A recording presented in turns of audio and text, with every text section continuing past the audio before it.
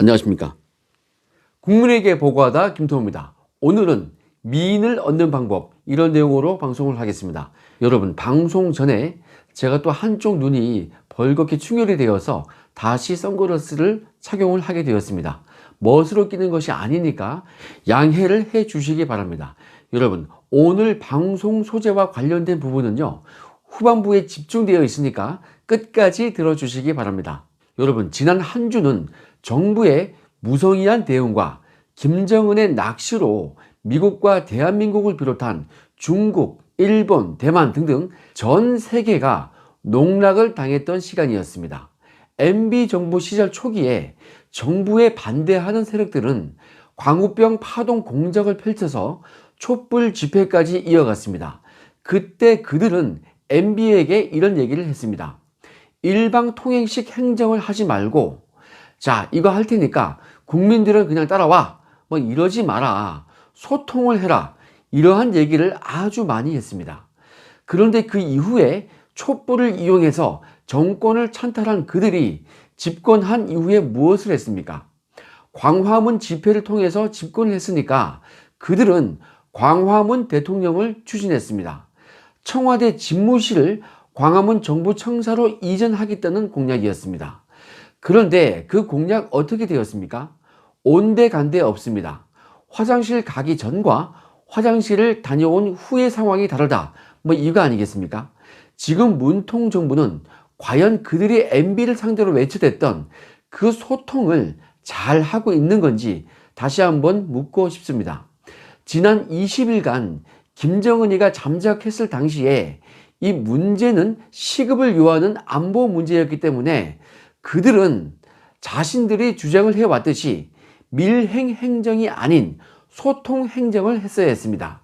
지금 상황이 어떠한지에 대해서 상세히 국민들께 알리고 그에 대한 대책이 어떠한지를 소상히 밝혀서 안심을 시켜줬어야 했는데 막연하게 문제가 없다는 결과만 주지를 시켜줬습니다. 결과적으로는 김정은이 아무런 문제가 없었지만은 특이 동향이 없었다는 그 얘기는 김정은의 건강이 문제가 없다는 의미가 아니라 북한의 동정 자체가 특이한 것이 없다는 그런 의미였습니다. 북한의 움직임이 특이한 것이 없으니까 김정은도 문제가 없다, 바로 이거였습니다. 자, 이에 대해서 저는 이렇게 해석을 합니다. 과거 우리가 고등학교를 다닐 때요, 중간고사 그리고 기말고사를 칠 때 그 수학 문제를 풀 때 객관식 문제가 있지만은 주관식 문제도 있었습니다. 뭐 고등학교 때 다들 이런 경험이 있을 것입니다. 객관식 수학 문제는 사지택일 문제니까 잘 모르는 문제가 나오면 보기 4개 중에서 1개를 그냥 찍어댔죠.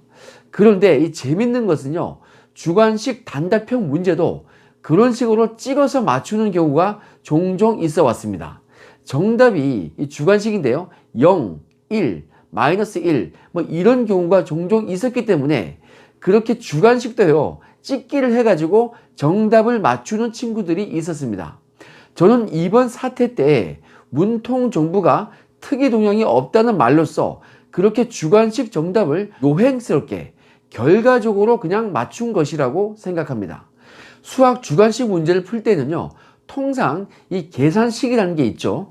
문제를 푸는 그 과정이 있고 정답이 있는 것입니다.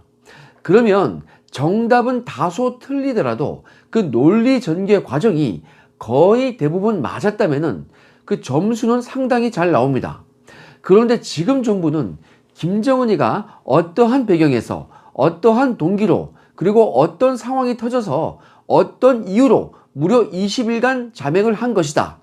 그러나 어떤 이유로 어디에서 어떤 일을 하고 있는 등등 무사히 건강히 잘 있다, 이렇게 얘기를 상세히 해줬어야 옳습니다. 우리는 그런 정보력을 가진 정부에 그렇게 소통을 하고 노력을 하는 정부를 기대하고 박수를 쳐주는 것입니다. 그런데 그런 과정은 통짜로 그냥 생략을 하고 특이 동향이 없다고만 했으니까 정말 막연하고 막혀있고 답답함을 느꼈던 것입니다. 그리고 정부의 이 대북 정보력에 대해서 신뢰가 가지 않는 것입니다. 김정은의 건강에 대해서 어떠한 논리와 근거를 가지고 그렇게 설명한 것이 아니고 북한의 움직임이나 이런 것이 특이 동향이 없다, 뭐 그렇게 얘기를 한 것이기 때문에 김정은이가 건재하다는 이 결과만 가지고서는 현재의 정부를 칭찬하는 것은 무리수인 것입니다. 자, 어제 방송 말미에 제가 아우트로 영상이 끝난 직후에 김정은이 건재하다면서 그렇게 자신의 모습을 드러냈던 그 사진 몇 장을 가지고 제가 자막을 몇 개 달았었는데요. 살이 좀 더 쪄 보였고, 어떤 사진을 보면은 얼굴이 이 기름이 반지르해서 좋아 보이긴 했지만은, 어떤 사진을 보면은 얼굴이 벌겋고 부어가지고 조금 상태가 좋아 보이진 않았습니다. 그리고 동영상이 일부 있었는데 다리를 약간 저는 듯한, 저는 그런 느낌을 받았습니다. 자, 사진 몇 장이나 간단한 동영상으로 이 김정은이의 건강 상태를 정확하게 확인을 할 수는 없겠지만은, 앞으로 이 김정은의 건강 문제는 계속해서 화제가 될 것 같습니다. 그 몸에 건강한 것이 조금 이상하겠죠. 자, 저희 부친께서도 20 몇 년 전에 50대 초중반에 스텐트 삽입술을 했었습니다. 술을 전혀 하지 않고 마른 편인데도 불구하고 흡연을 하시고 운동을 조금 안 하시는 편이라 그런지 심장과 고지혈증 문제로 고생을 하셨습니다. 그래서 고질적인 심장 문제로 고생을 하시다가 스텐트 삽입술을 받으셨습니다. 그리고 저의 친한 지인의 경우에도 몸매가 조금 통통하고 운동은 아예 하지 않고 술, 담배를 많이 하시는 분인데, 이분의 경우에는 저희 부친보다는 조금 일찍 40대 후반에 스텐트 삽입술을 했었습니다. 그런데 이분보다 훨씬 초고도 비만인 이 김정은이가 아마 제 지인보다는 10년은 일찍 스텐트 삽입술을 했을 수도 있겠다, 그런 생각이 드는 것입니다.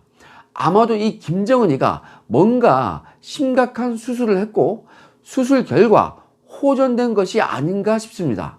그래서 아직은 추측에 불과하지만은 이번 소동은 그러한 수술을 했기 때문에 건강과 관련해서 안 좋은 소문이 이 북한으로부터 흘러나온 것이 아닌가, 저는 그렇게 판단이 되는 것입니다. 저는 김정은이가 그 정도 수술은 아마 한 것이 아닌가, 그렇게 생각이 드는 것입니다.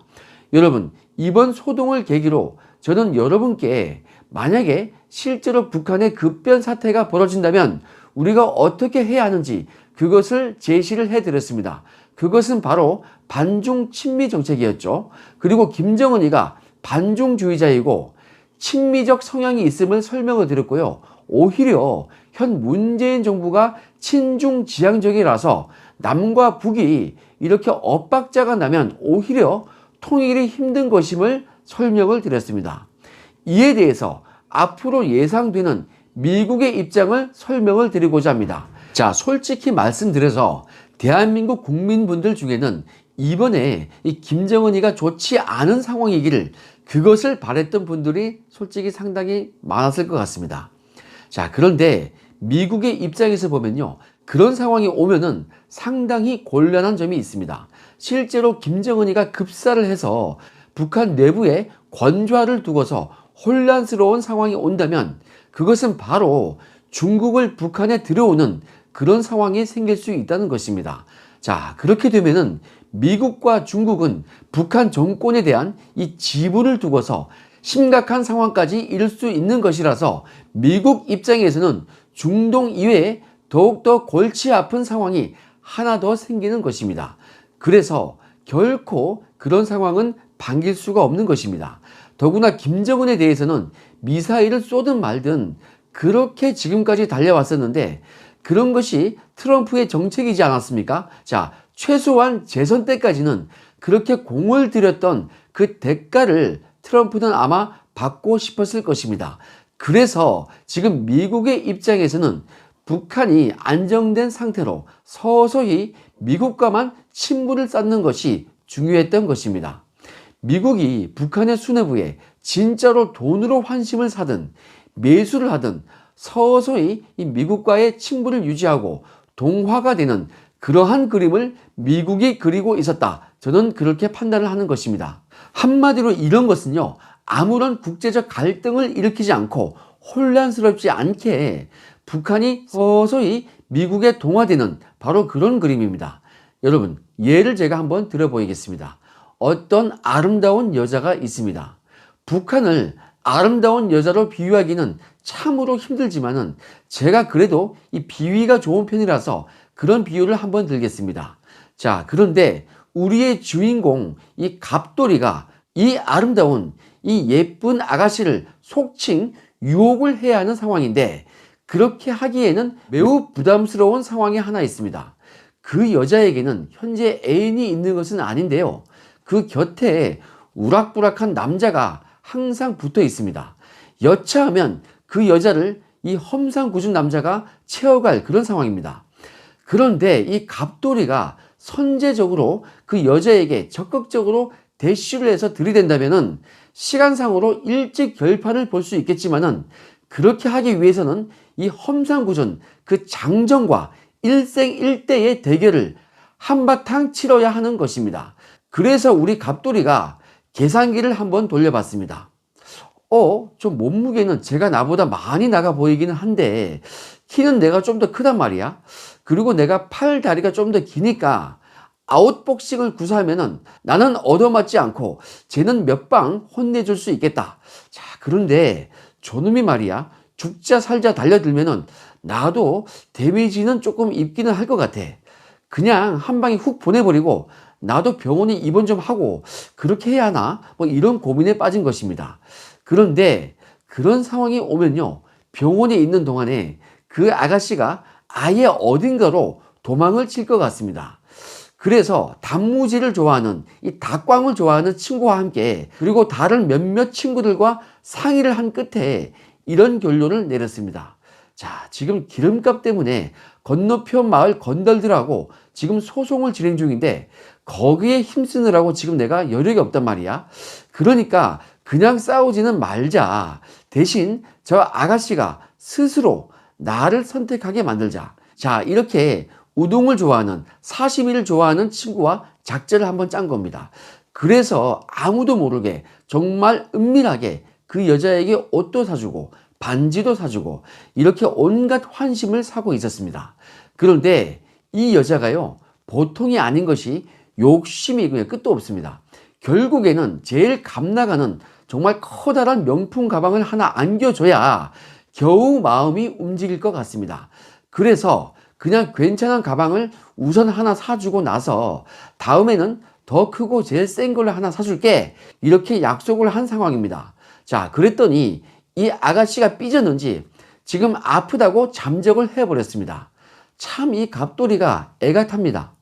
아프지 않고 무사히 빨리 돌아왔으면 좋겠습니다. 그런데 이 여인이요, 지금 막 돌아왔습니다. 이제 갑돌이는 결정을 해야 합니다. 계속 이렇게 꼭 참고 저 뺀질한 여자한테 공을 계속 들여야 할지, 아니면은 정말 주변에 있는 그 험상궂은 그 경쟁자를 제거를 하는 것이 더 빠른 길일지, 갈 데 없으면 뭐 나한테 오겠지, 뭐 이런 얘기죠. 자, 그렇게 하자니까 비용도 들고 힘도 들고 이것저것 계산할 것도 많습니다.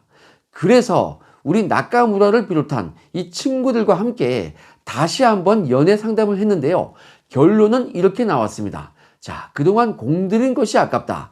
안 입고 와도 계속 그냥 꼬셔보자. 지금 저 건너 마을에 있는 그 건달들하고 진행 중인 기름 소송도 아직 많이 남아 있는데 그래서 내가 싸울 여력이 없단 말이야. 자, 이런 상황입니다. 여러분, 비유가 다소 유치하지만은 쉽게 이해하기에는 이것만큼은 좋은 소재가 없을 것 같아서 제가 이렇게 쉬운 설명을 드렸습니다. 결국 이 미국 입장에서는 중동 문제도 있고, 그리고 험상궂은 중국과 괜히 전쟁할 필요도 없고 뭐 그런 상황이기 때문에 그냥 북한의 마음을 달래주는 친화 정책으로 계속해서 갈 것으로 보입니다.